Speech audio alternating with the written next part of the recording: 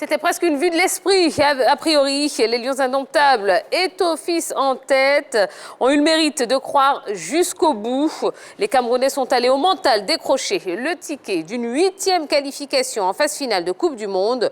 Le tout dans le temps additionnel renversant. Et le Cameroun s'est qualifié après un match plein de rebondissements. Est-ce que vous aviez imaginé un tel scénario pour le Cameroun? Mais quand deux nations de grande valeur comme le Cameroun et l'Algérie s'affrontent, et deux nations qui aiment les défis, qui ont de l'orgueil, eh bien, il fallait s'attendre. C'était prévisible qu'il y ait un tel renversement de situation dans une telle rencontre très électrique avec un public acquis à la cause des Fennecs. Mais vous savez, les Camerounais ont toujours eu cette grinta d'aller défier leurs adversaires sur les installations et de les faire déjouer. On se rappelle d'un certain 4 septembre 2005, on a vu un Cameroun venir renverser les éléphants. Les Camerounais réussissent ce défi encore. Choalio. Oui, mais ce que les Lions ont reçu, c'est un véritable exploit. Parce que perdre au match aller à domicile 1-0 à Douala, et puis aller arracher cette qualification à Blida, où l'Algérie reste invaincue, franchement, il faut saluer cette performance des Lions indomptables. C'est vrai que c'est dans leur ADN. C'est une équipe qui ne baisse jamais les bras. Tout à l'heure, il a rappelé 2000, la finale de la Coupe d'Afrique des Nations à Surulere. C'était un des gros exploits de ces Lions-là, parce que Surulere, c'est une citadelle quasiment imprenable. Mais les Lions sont allés arracher le trophée de la CAN 2000 là-bas. Et là encore, ce qu'ils ont réalisé hier, franchement, il faut le faire. Parce que Blinda, demandez à tout le monde, ceux qui vont jouer là-bas, vont gagner là-bas. Franchement, il faut le faire. Et là, ces Lions-là, chapeau à eux. Alors justement, qu'est-ce qui a été la clé du succès des Lions indomptables? Pour moi, je pense que le nouvel entraîneur des Lions indomptables, il est très connu, c'est M. Rigobert Song. C'est quelqu'un qui incarne la grinta, le fighting spirit de cette équipe du Cameroun. C'est quelqu'un qui ne s'avouait jamais vaincu. Et lorsqu'il était sur le terrain, criait la terreur face à le match qui n'est pas terminé. Bon, maintenant, est-ce que cette qualification est à mettre à l'actif de Rigobert Song? Je ne suis pas tout à fait d'accord avec mon aîné Martial Gourou. Le Cameroun, c'est le fighting spirit. C'est le mental à toute épreuve, la force de la volonté. Ils ont donné 2 rendez-vous. La finale de l'Euro, de la CAN en 2000. L'exemple de 2005 ici à Abidjan. Ensuite, 2019 là, avec l'Algérie. 1988, demi-finale de la CAN face au Maroc. Au Maroc, ils se sont imposés. Donc, les Camerounais, ils sont comme ça. C'est pour ça que je dis toujours, et quand je ramène ça aux éléphants, je dis nos éléphants n'ont pas ça. Nos éléphants n'ont pas cet esprit. C'est pour ça que certains sélectionneurs sont souvent en difficulté sur des matchs où c'est l'esprit qui joue. Rigobert Song, il a joué que 2 matchs. Il a perdu le premier, c'était en Algérie, et c'est le deuxième qui joue.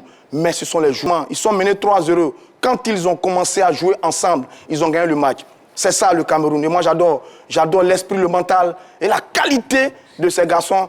Et nous, les éléphants, on devait peut-être aller à l'école camerounaise, sur le fighting spirit. Oui, Choalio, petit. Oui, rapidement. Oui. On ne peut pas quand même dénier cette victoire à Rigobert Song. Ce n'est pas possible. Parce que l'auteur du premier but camerounais, c'est Choupo-Moting, qui était snobé par l'ex-entraîneur, l'ex-sélectionneur du Cameroun. Il a remis une équipe en place, il a gonflé. Quand son discours à la conférence de presse d'avant-match voulait tout dire. Donc là, on ne peut pas dire aujourd'hui que ce n'est pas une victoire de Rigobert Song. C'est vrai, les joueurs qui ont joué, mais c'est lui qui a apporté cette grinta-là à cette équipe-là. D'accord. Juste après le match, juste après la qualification, le président de la FECAFOOT, Samuel Eto'o, a mis la pression en disant que les Lions doivent viser haut au mondial. Un petit mot sur la réaction du président. Mais quand on a 8 qualifications en Coupe du Monde, on ne doit plus aller faire de la figuration. Et je crois que Samuel Eto'o a parfaitement raison de tout de suite donner le ton et le tempo pour cette équipe camerounaise, qu'elle parte cette saison, cette année, à la Coupe du Monde pour aller chercher véritablement, j'ai pas envie de dire une place honorable, mais aller bousculer la hiérarchie. Parce que de toutes les sélections qui ont participé à la Coupe du Monde, c'est l'équipe qui s'est qualifiée à maintes reprises à cette compétition. Donc aujourd'hui, je crois que le Cameroun doit avoir une familiarité avec cette compétition et le Cameroun doit être capable de pouvoir aller bousculer la hiérarchie. Elle l'a tenté en 90 et ça a plus ou moins marché parce qu'elle avait réussi à se hisser en quart de finale. Elle a été sortie par l'Angleterre et je crois qu'ils doivent s'inspirer de cette, de cette expérience, ceux qui sont là cette année, pour aller chercher au moins, pourquoi pas, une place de demi-finaliste. Ce n'est pas impossible. Tout est dans le mental, tout est dans la volonté. Et comme ils ont déjà cet ADN en eux, je crois qu'avec la qualité et avec un bon coaching, les choses peuvent se faire. Je voulais tout juste compléter que ça dénote de l'ambition de Samuel Eto'o, le nouveau président de l'Africa Foot, qui veut vraiment mettre le football camerounais à un autre niveau, atteindre un autre palier. Son amour pour les Lions indomptables doit être enseigné dans les écoles de football. Je savais le fils. C'est un modèle, c'est un grand, c'est un patron. Il a pleuré au match aller. Au match retour, il a voyagé les joueurs, il s'est entraîné à eux. Je parie qu'il a dormi dans certaines chambres avec les joueurs. C'est Samuel Eto'o fils. Tout simplement, bravo à lui. Moi, je voudrais qu'on parle, il ne nous reste plus beaucoup de temps malheureusement. Donc, parlons de l'Algérie, hein, qui est quand même le plus grand perdant hein, de ces barrages. L'Algérie qui avait pourtant dominé le Cameroun à Douala sur le match aller, et là qui s'est complètement oublié, hein, je dirais, surtout sur le deuxième but des Camerounais. Est-ce que finalement l'Algérie ne doit s'en prendre qu'à elle-même? Absolument. C'est la cruauté aussi du football qui reste un sport imprévisible. Parce que là, aller s'imposer en déplacement au Cameroun et venir perdre à la maison dans les derniers instants, je pense que là, c'est vraiment la cruauté du football. Il y a eu, ils doivent s'en prendre à eux-mêmes. Et là, quand tu vois la déception, parce que là, ils tenaient la qualification. Mais malheureusement pour eux, ils se sont fait avoir. Le football va très vite. Et nous, on ne fait pas attention. Sur des petits éléments, tout peut changer au foot. Autre rencontre, hein, il y a le Sénégal qui a endeuillé l'Égypte, encore au bout des tirs au but. Est-ce que les Lions de la Teranga sont devenus finalement les bêtes noires des pharaons? La démission du sélectionneur Carlos Queiroz hein, dans la foulée de cet échec? Bon, moi, je pense que c'est tout à fait... Une démission, c'est d'abord volontaire.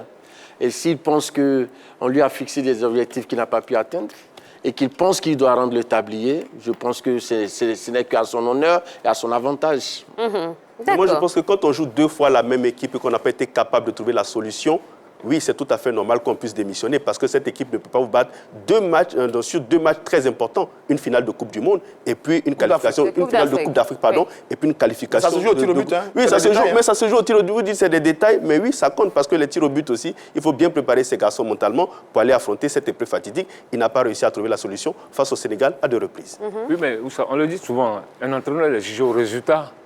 Parce que c'est quand même l'Égypte, les pharaons d'Égypte. Et ils ont perdu la finale de la dernière Coupe d'Afrique des Nations. L'Égypte participe à une Coupe d'Afrique des Nations pour dire après, on n'a pas démérité. Ils vont pour remporter le trophée.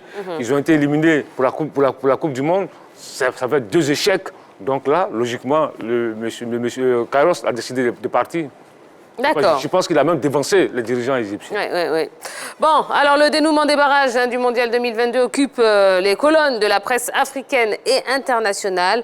Eh bien, on vous propose tout de suite un petit tour d'horizon qui va nous replonger dans cette ambiance de folie.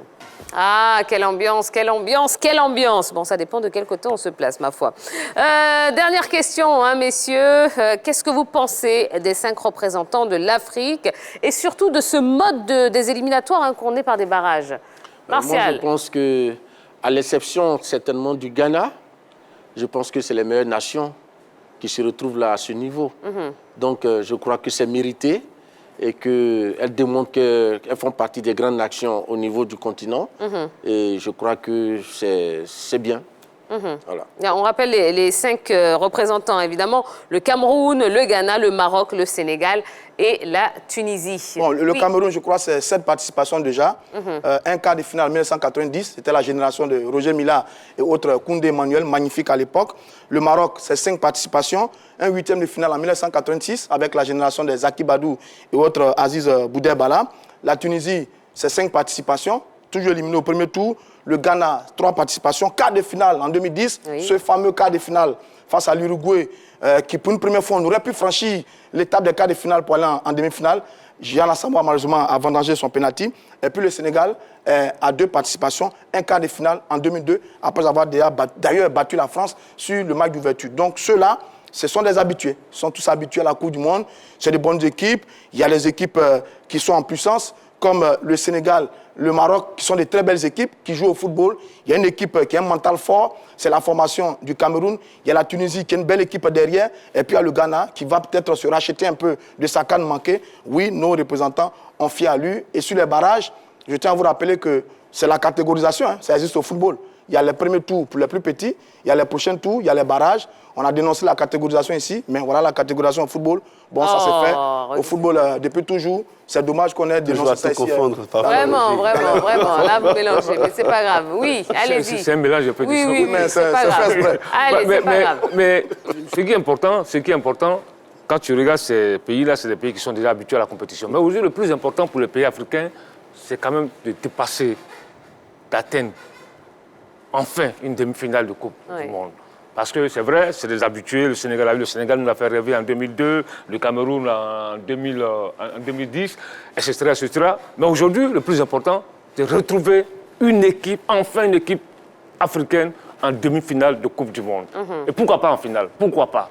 Maintenant, là, il faut du sérieux, il faut une bonne organisation, il faut une bonne préparation parce que souvent, les sélections africaines, il y a des problèmes de primes, c'est à l'aéroport, des joueurs, il y a des problèmes à l'aéroport, les équipes refusent, des joueurs refusent d'embarquer parce qu'il y a le ministre des Sports qui est assis quelque part avec les primes. Avec la mallette. avec la mallette. D'accord. Oui, mais non, c'est vrai. Mais le Nigeria aurait pu en 94 nous qualifier pour les demi-finales parce que l'équipe de 94 Nigeria, avec les Djedjo Okocha, Sondé Olysée, c'était vraiment la grande machine. Bon, malheureusement, ils n'ont pas pu. On finit le tour de table. Vous avez Oui, rapidement. Ce qu'il faut 10 noter, c'est qu'il y a un petit changement.